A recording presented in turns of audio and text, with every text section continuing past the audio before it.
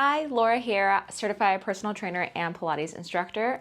Today I'm going to be bringing you a beginner core class that is neck friendly. And if you're new to my channel, go ahead and hit that subscribe button so that you can see more videos like this that help you to become a stronger, more confident mover in your body.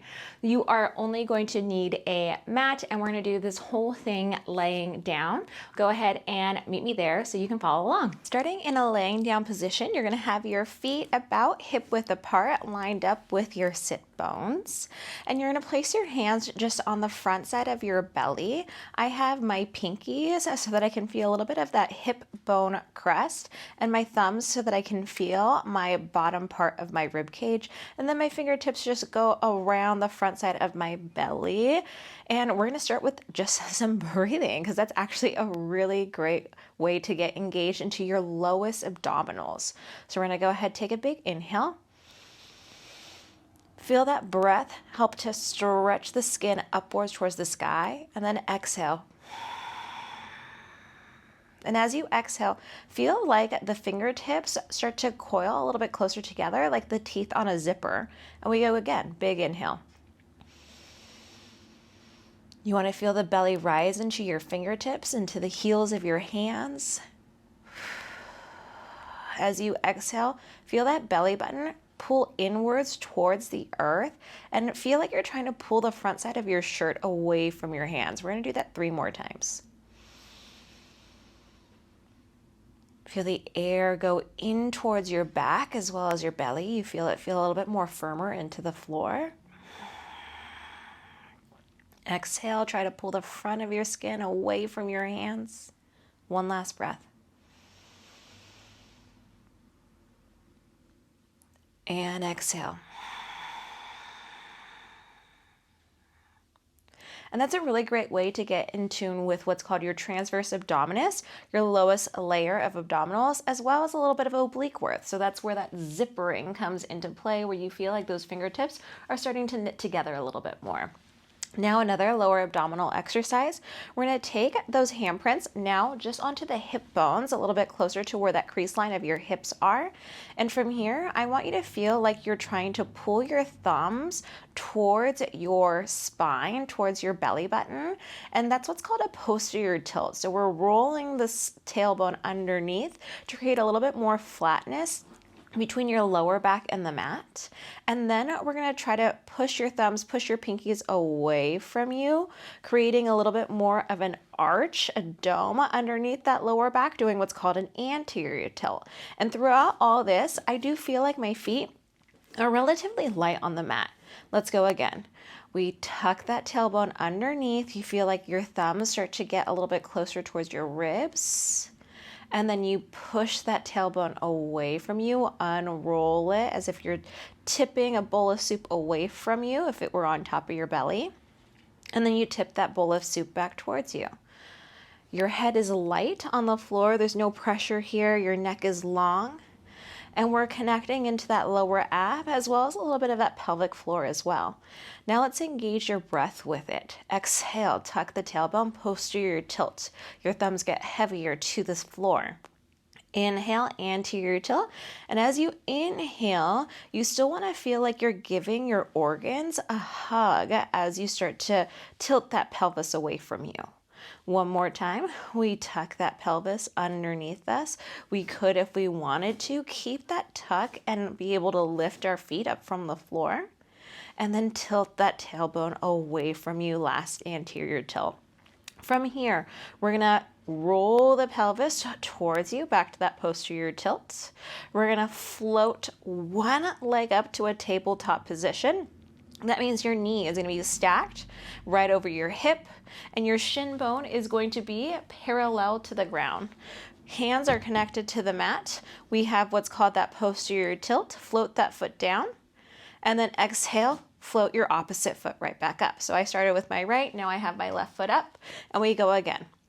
Left foot down, right foot up, right foot down, left foot up.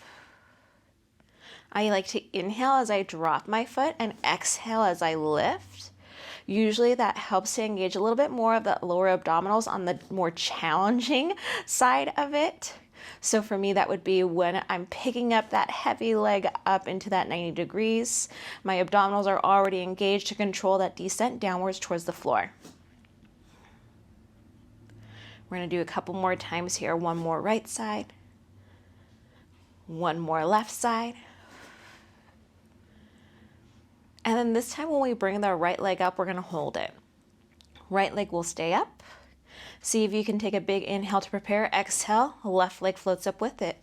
Zipper those legs together so now my inner thighs are kissing one another. I still have that posterior tilt, taking a little check that there's no ray of light underneath my spine. I'm going to take my hands and take them to the top of my knees here, top of my thighs, top of my knees. From here, I'm gonna press my hands downwards to my legs and also try to pull my legs upwards towards my hands. And I'm gonna keep this push-pull energy for 5, 4, 3, 2, 1, and then relax my hands. You can relax your feet if you would like to for a moment of break.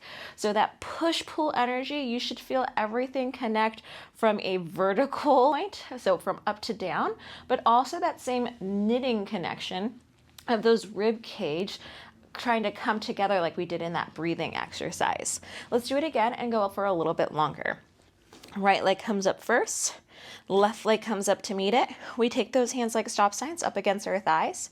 Hands press downwards to our thighs and legs press upwards. You feel that abdominal wall engage. There's pressure there, but you could still breathe. I still am able to take my inhale and also my exhale. So even though we've built up that pressure in our cylinder wall, our abdominal wall, we're still able to be pliable through our ribs, through our belly, and even make our lungs grow wide ways. Holding 3, 2, 1. Rest the hands and the feet drop one at a time. We're gonna do that one more time. From here, take a big inhale to prepare. Exhale, left leg will come up first for me, then the right leg, and my hands make those stop signs once again. Make your push-pull pressure and hold your hands pressing against your thighs and your thigh bones pressing up into your hands. Maybe you feel your thighs heating up a little bit. This is an isometric hold, which means it's a frozen hold, and we've got a lot of things working here. My shoulders are relaxed down, so I'm engaged through my lats as well as my abs. My thighs are pulling up, so they're working through my thighs. I want to make sure I'm still in that posterior tilt, no arching of that lower back. It's okay if you feel a little shake, a little quiver. Lets you know it's working. Last 3, 2, 1. Rest the hands while the feet come down one at a time. Nice job. Okay, now from here, we're gonna keep the left leg up in tabletop and keep the stop sign with your left hand. So left leg tabletop, left hand has that stop sign. I'm gonna reach my right hand to the sky and exhale, lift my right leg into that tabletop position. I have that posterior tilt, so I have a flat back here. And I'm gonna keep that stop sign and thigh pull connection with my left side as my right arm and leg reach away, and then come back and tap. 5 only. Reach away and then come back and tap. Use the breath that works for you. Sometimes when our limbs are at the most furthest distance away from each other, that's the hard part. So you can exhale on the out and inhale as you come back home. I like to exhale as I come everything right back in. Last one, 5.